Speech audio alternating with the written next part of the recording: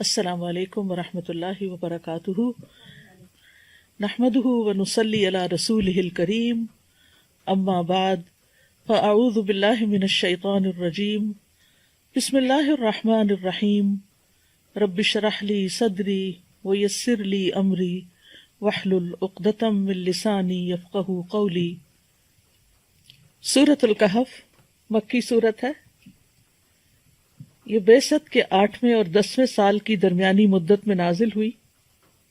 سورۃ الغاشیہ کے بعد اس کی 110 آیات ہیں، 1577 کلمات ہیں، حروف کی تعداد 6360 ہے۔ اس سورت کی بہت سے فضائل بیان کیے گئے ہیں۔ رسول اللہ صلی اللہ علیہ وسلم نے فرمایا، جو شخص جمعہ کے دن سورۃ الکہف پڑھتا ہے تو 2 جمعوں کے درمیان اس کے لیے نور روشن ہو جاتا ہے، یعنی اس کو ہدایت ملتی ہے۔ یہ نور ہدایت مراد ہے اس سے، لیکن یہ نور ہدایت اسی کو ملتا ہے جو اس کو اچھی طرح سے تلاوت کر کے اس کو سمجھ کر پڑھتا ہے۔ اسی طرح رسول اللہ صلی اللہ علیہ وسلم نے فرمایا، جس نے سورۃ الکہف کی تلاوت ایسے کی جیسے وہ نازل ہوئی تو یہ اس کے لیے قیامت کے دن اس کی اقامت گاہ سے مکہ تک نور کا سبب بنے گی، اور جس نے اس سورت کی آخری 10 آیات پڑھی اور پھر دجال نکل آیا تو اسے کوئی نقصان نہ پہنچا سکے گا۔ یہ سورت سکینت نازل کرنے والی سورت ہے۔ صحیح بخاری میں آتا ہے، براء ابن عازب سے، وہ کہتے ہیں کہ ایک شخص نے سورۃ الکہف پڑھی تو اس کے گھر میں بندھا ہوا ایک جانور یعنی اس کا گھوڑا بدکنے لگا۔ اس پر اس نے سلامتی کی دعا کی تو اچانک اس کے سر پر ایک ابر سایہ کیا ہوا تھا، یا جیسے ایک شینڈلیئر سا۔ اس نے نبی صلی اللہ علیہ وسلم سے اس کا ذکر کیا تو آپ نے فرمایا، اے شخص تو پڑھتا ہی رہ، کیونکہ یہ تو طمانینت اور سکینت تھی جو قرآن پڑھنے کی بدولت اتری تھی۔ ویسے تو قرآن مجید کا کوئی حصہ بھی پڑھا جائے تو اس سے اطمینان اور تسکین حاصل ہوتی ہے، لیکن خاص طور پر سورۃ الکہف، کیونکہ سورۃ الکہف میں 7 رحمتوں کا ذکر ہے، اور یوں یہ ہفتے کے 7 دنوں کے لیے کافی ہو جاتی ہیں۔ آیت نمبر 16 میں آتا ہے، ینشر لکم ربکم من رحمتہ، تمہارا رب تمہارے لیے اپنی کچھ رحمت کھول دے گا۔ آیت 10 میں آتا ہے، ربنا آتنا من لدنک رحمہ، اے ہمارے رب ہمیں اپنے پاس سے کوئی رحمت عطا فرما۔ آیت نمبر 58 میں آتا ہے، وربک الغفور ذو الرحمہ، اور تیرا رب نہایت بخشنے والا خاص رحمت والا ہے۔ آیت نمبر 65 میں آتا ہے، آتیناہ رحمۃ من عندنا، اسے ہم نے اپنے ہاں سے ایک رحمت عطا کی۔ آیت 81 میں آتا ہے، وَأَقْرَبَ رَحْمَةً، اور جو شفقت میں زیادہ قریب ہو۔ آیت 82 میں آتا ہے، رحمۃ من ربک، تیرے رب کی طرف سے رحمت کے لیے۔ اور 98 میں آتا ہے، قال هذا رحمۃ من ربی، کہا یہ میرے رب کی طرف سے ایک رحمت ہے۔ تو بہرحال یہ سورت خوشخبری بھی دیتی ہے، سکینت کا باعث بھی ہے، دجال کے فتنے سے بچانے والی بھی ہے، ہر جمعہ کو پڑھنے والے کے لیے نور ہدایت کا باعث ہے، اور خاص طور پر اگر کوئی اس سورت کی ابتدائی 10 آیات یاد کر لے گا تو وہ دجال کے فتنے سے محفوظ رہے گا۔ دجال کا فتنہ اس دنیا میں سب سے بڑا فتنہ ہے، اور اللہ سبحانہ وتعالیٰ نے ہمیں یہ سورت ایک ایسی نعمت اور اپنی رحمت کے طور پر عطا کی ہے کہ جس کے ذریعے ہم اس فتنے سے بچ سکتے ہیں۔ سورت کا آغاز الحمدللہ سے ہوتا ہے۔ الحمدللہ الذی انزل علی عبدہ الکتاب ولم یجعل لہ عوجا، اللہ کا سب تعریف اللہ کے لیے ہے جس نے اپنے بندے پر کتاب نازل کی اور اس میں کوئی ٹیڑھ نہیں رکھی۔ تو گویا آغاز میں قرآن کا ذکر ہے۔ سورت کا اختتام بھی قرآن کے ذکر پر ہوا ہے. قُلْ لَوْ كَانَ الْبَحْرُ مِدَادًا لِكَلِمَاتِ رَبِّي لَنَفِدَ الْبَحْرُ قَبْلَ أَن تَنْفَدَ كَلِمَاتُ رَبِّي وَلَوْ جِئْنَا بِمِثْلِهِ مَدَدًا. تو چونکہ یہ سورت فتنے سے نجات کے لیے ہے، نہ صرف یہ کہ دجال کے بلکہ اور بھی جو فتنے انسان کی زندگی میں آتے ہیں، جیسے مال کا فتنہ، قدرت اور غلبے کا فتنہ، علم کا فتنہ، دین کا فتنہ، تو اس اعتبار سے یہ سورت الکہف اپنے نام کے اعتبار سے بھی سمبولک ہے کہ کہف جو ہوتا ہے یا کیو جو ہوتی ہے وہ پناہ لینے کے لیے ہوتی ہے، اور ایسی جگہ پر جہاں اور کوئی بھی چیز انسان کو پناہ نہیں دے سکتی. تو اس لیے اس سورت کے اندر بہت سی دلچسپ چیزیں ہیں. سورت کا آغاز الحمدللہ سے ہے، اور پھر اس قرآن مجید کا آغاز بھی الحمدللہ سے ہے، اور اس سورت میں الحمدللہ جو ہے وہ یعنی یہ سورت قرآن کے مڈل میں ہے، اور پھر قرآن کا دوسرا حصہ ایک طرح سے الحمدللہ سے شروع ہوتا ہے. اس کے علاوہ دیگر کچھ اور صورتیں بھی ہیں، جیسے سورت انعام ہے، سورت سبا ہے، سورت فاطر. یہ تمام صورتیں بھی الحمدللہ سے شروع ہوتی ہیں کہ سب تعریف اللہ سبحانہ تعالیٰ کے لیے ہے، اور اللہ ہی کے لیے، اللہ ہی کی ذات وہ ذات ہے کہ جو انسان کو ہر طرح کی پریشانیوں اور ہر طرح کے فتنوں سے بچا سکتی ہے، اور اس کے لیے اس نے قرآن جیسی نعمت نازل فرما کر ہمارے لیے فتنوں سے بچنے کا بندوبست فرما دیا. فتنہ کیا چیز ہوتی ہے؟ فتنہ عربی کے لفظ فتنہ سے ہے، جو آزمائش کرنے کے لیے آتا ہے، کسی چیز کا کھرا کھوٹا معلوم کرنے کے لیے، یعنی ایسی چیز کہ جس کے ذریعے خیر اور شر میں انسان کا حال پتہ چل جائے کہ انسان کے اندر خیر ہے یا شر ہے. ابن العربی کہتے ہیں کہ فتنے کے کئی معنی ہیں، جیسے آزمانا، مشقت، مال، اولاد، کفر، آپس کا اختلاف، اور آگ سے جلانے کے لیے بھی فتنے کا لفظ استعمال ہوتا ہے. اور یہ بھی کہا گیا ہے کہ فتنے سے مراد ظلم ہے. فتنہ کبھی اللہ سبحانہ تعالیٰ کی طرف سے آتا ہے بندے کو جانچنے کے لیے، جیسے کوئی تکلیف آ جاتی ہے، مصیبت، کوئی بیماری، کوئی قتل و غارت، کوئی عذاب یا دیگر ناپسندیدہ چیزیں. اور اگر اللہ کی طرف سے ہوں تو یہ کسی حکمت کی وجہ سے ہوتی ہیں تاکہ بندے کو چھانٹ لیا جائے. اور کبھی انسان کے اپنے طرف سے بھی ہوتا ہے، انسان کے نفس کی طرف سے بھی ہوتا ہے. بہرحال دنیا کی زندگی فتنوں اور آزمائشوں کا گھر ہے، اور دنیا میں جو وقت آخرت کے قریب آ رہا ہے تو زیادہ سے زیادہ فتنے ہی آتے چلے جا رہے ہیں. معاویہ رضی اللہ عنہ کہتے ہیں کہ میں نے نبی صلی اللہ علیہ وسلم سے سنا، آپ فرما رہے تھے دنیا میں صرف آزمائش اور فتنہ ہی باقی رہ گیا ہے، یعنی ایک فتنے کے بعد ایک اور فتنہ. تو چونکہ دنیا کی زندگی اوور آل ہی ایک امتحان ہے، تو اس میں جب سخت امتحان آ جاتے ہیں تو انسان کے لیے بہت ضروری ہوتا ہے کہ وہ کسی کہف کی طرف، کسی کیو کی طرف پناہ لے اور اپنے آپ کو ان فتنوں سے بچائے تاکہ اس کی آخرت محفوظ رہے. ابو سعید کہتے ہیں رسول اللہ صلی اللہ علیہ وسلم نے فرمایا، وہ زمانہ قریب ہے جب مسلمان کا بہترین مال بکریاں ہوں گی، جن کو لے کر وہ پہاڑوں کی چوٹیوں اور بارش کے مقامات کی طرف نکل جائے گا اور فتنوں سے راہ فرار اختیار کر کے اپنے دین کو بچا لے گا. تو فتنے کے زمانے میں خاص طور پر اللہ تعالیٰ کے احکامات پر عمل کرنا اور اس پر استقامت اختیار کرنا بہت ضروری ہوتا ہے تاکہ انسان اپنی آخرت بچا سکے. فتنے کے دور میں دین پر عمل کرنے والے کے لیے اجر بھی بہت زیادہ ہے. آپ نے فرمایا، بلا شبہ تمہارے بعد صبر کے دن آنے والے ہیں، ان میں صبر کرنا ایسے ہوگا جیسے آگ کا انگارہ پکڑنا. ان لوگوں میں دین کے تقاضوں پہ عمل کرنے والے کو اس جیسے 50 عمل کرنے والوں کے برابر ثواب ملے گا. یعنی فتنے کے دور میں اگر کوئی شخص اپنے دین کو تھام کے رکھتا ہے تو اس کے لیے اجر بھی بہت بڑا ہے.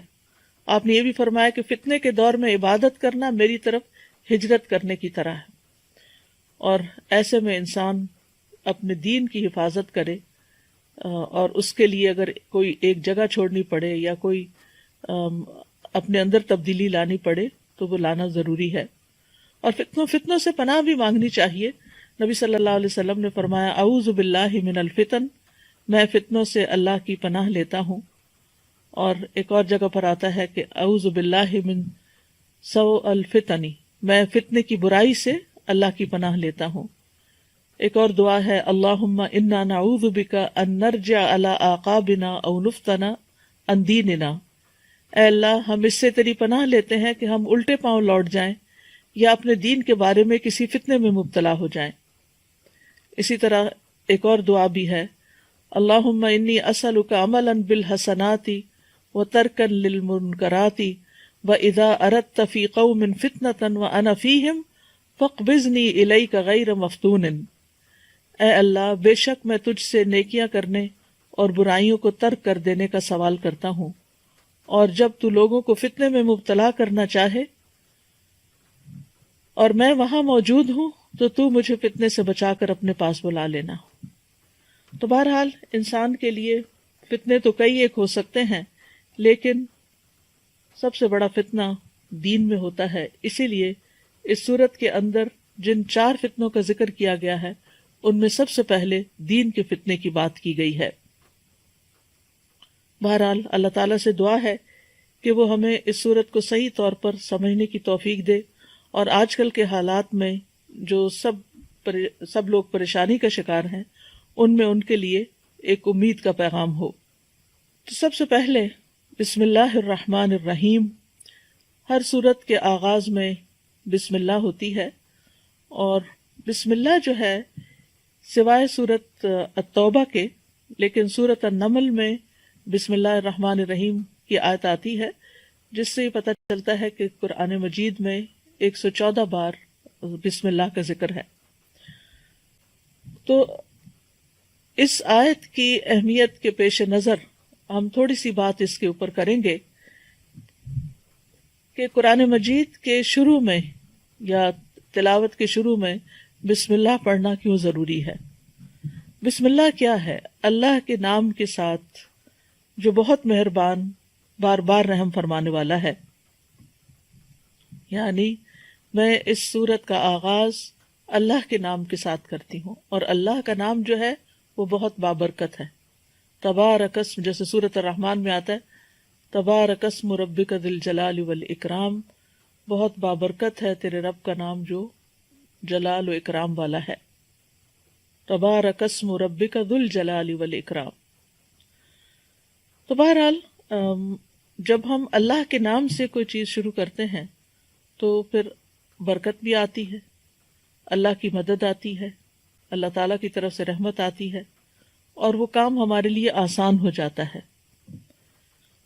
اور پھر اس میں ہم دیکھتے ہیں کہ الرحمن الرحیم، اللہ سبحانہ تعالیٰ کی 2 صفات اس کا ذکر آیا ہے، اور یہ دونوں ہی ان کا اصل مادہ جو ہے وہ رحم ہے، کہ اللہ کے نام کے ساتھ جو بہت مہربان، بہت رحم فرمانے والا ہے. تو اس سے یہ پتہ چلتا ہے کہ قرآن کا نزول جو ہے یہ سراسر اللہ کی رحمت ہے، اور قرآن پڑھنے کی توفیق جو ہوتی ہے انسان کو، یہ بھی سراسر اللہ سبحانہ تعالیٰ کی رحمت سے ہوتا ہے. جب تک اس کی رحمت نہ ہو تو ہم نہ قرآن کو پڑھ سکتے ہیں نہ اس کو سمجھ سکتے ہیں. اور قرآن کا نزول جو ہے یہ بھی سراسر اللہ سبحانہ تعالیٰ کی رحمت ہی کی مینیفسٹیشن ہے. الرحمن علم القرآن، کہ رحمان ہے جس نے قرآن کی تعلیم دی ہے. تو اس میں ایک بہت اہم نقطہ یہ بھی ہے کہ جب انسان علم سیکھے یا سکھائے تو اسے اللہ کی رحمت طلب بھی کرنی چاہیے، اور دوسروں کے ساتھ بھی مہربانی کا سلوک کرنا چاہیے. یعنی اپنے اعتبار سے یہ کہ یہ میرے اندر کوئی تکبر نہ ہو، کیونکہ یہ جو کچھ مجھے نعمت ملی ہے قرآن سیکھنے کی یا سکھانے کی، یہ دراصل اللہ کی رحمت کی وجہ سے ہوا ہے، اس میں میرا کوئی کمال نہیں. اور دوسرا یہ ہے کہ جس کو آپ سکھا رہے ہوں اس کے لیے بھی آپ کے دل میں ایک شفقت اور محبت ہونی چاہیے.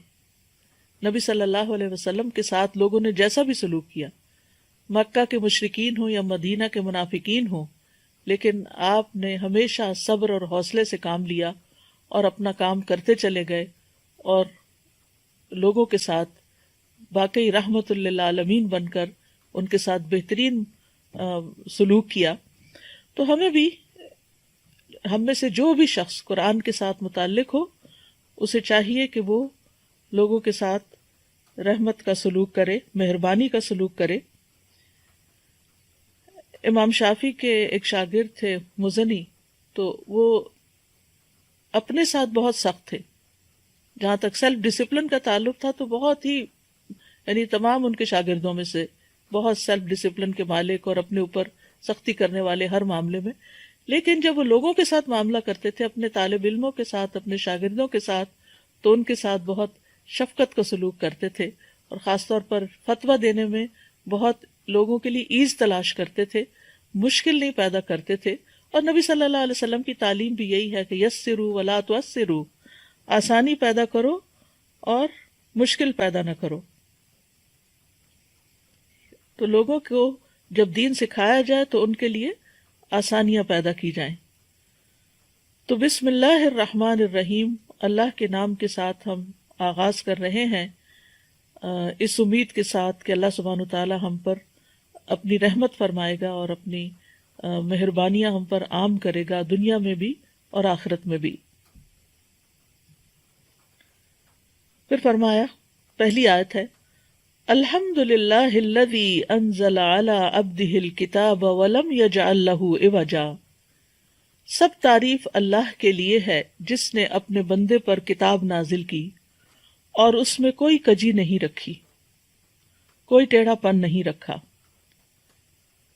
تو سورت کا آغاز الحمد للہ سے ہوتا ہے، اور الحمد للہ کا لفظ جو ہے حمد کا مطلب ہے محبت اور تعظیم کے ساتھ جس کی تعریف کی جا رہی ہے اس کا مکمل وصف بیان کرنا، یعنی ایسی تعریف جس میں محبت ہو اور تعظیم ہو، کیونکہ تعریف کے لیے مدح کا لفظ بھی آتا ہے، اور ضروری نہیں ہوتا کہ مدح کے اندر واقعی کسی کے لیے محبت بھی ہو اور تعظیم بھی ہو۔